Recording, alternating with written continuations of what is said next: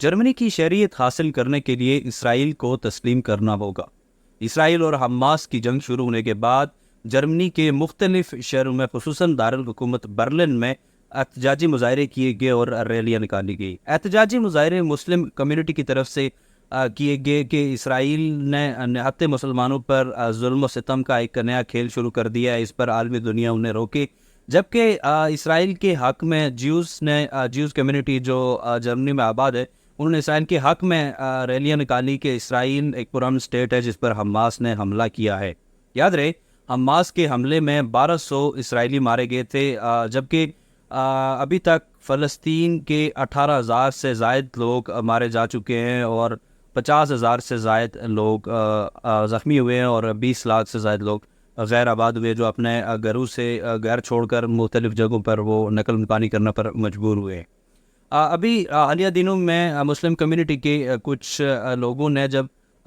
جرمنی کی شہریت حاصل کرنے کے لیے اپنی درخواستیں جمع کرائی تو ان کو ایک نئے قانون کے بارے میں بتایا گیا۔ یہ نیا قانون جرمنی کی اسٹیٹ زیکسن میں حال ہی میں بنایا گیا۔ اس قانون کے مطابق آپ کو اب جرمنی کی شہریت حاصل کرنے کے لیے اسرائیل کو تسلیم کرنا ہوگا، اسرائیل کے وجود کو تسلیم کرنا ہوگا۔ اس قانون کے بننے کے بعد جو مسلم کمیونٹی ہے ان میں خاصی تشویش پائی جا رہی ہے۔ جو مسلم کمیونٹی ہے وہ سراپا احتجاج ہے۔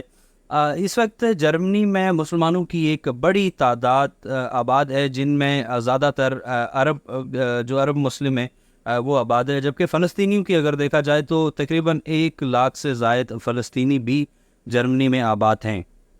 یہ فیصلہ جرمنی کی اسٹیٹ زیکسن میں کیا گیا، جبکہ جو جرمنی کی وفاقی حکومت ہے، وفاقی ایوان ہے، اس میں بھی یہ جو نیا قانون ہے اس کے حوالے سے ایک قرارداد لائی گئی ہے، لیکن یہ قرارداد ابھی تک پاس نہیں ہوئی ہے۔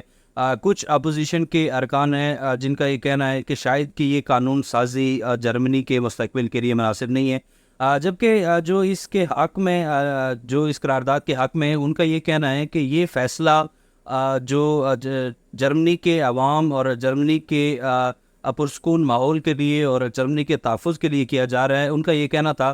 کہ جرمنی ہر حد تک ہر وقت اسرائیل کے ساتھ کھڑا ہے اور جرمنی کے وجود کی وجہ شاید کہ اسرائیل وہ ایک فکرہ کوٹ کرتے ہیں کہ جرمنی کے وجود کی وجہ اسرائیل ہے۔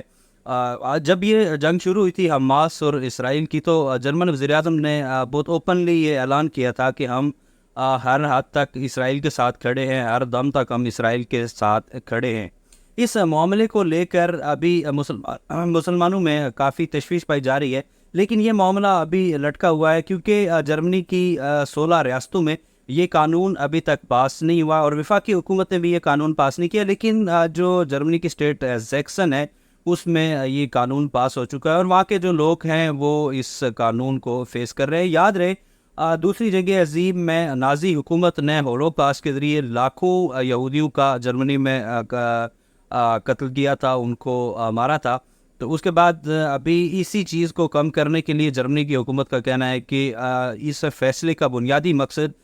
یہودیوں کے خلاف جو ایک منفی سوچ ہے، ان کے خلاف جو تشدد کی سوچ ہے، اس کو کم کرنے کے لیے یہ فیصلہ کیا گیا ہے۔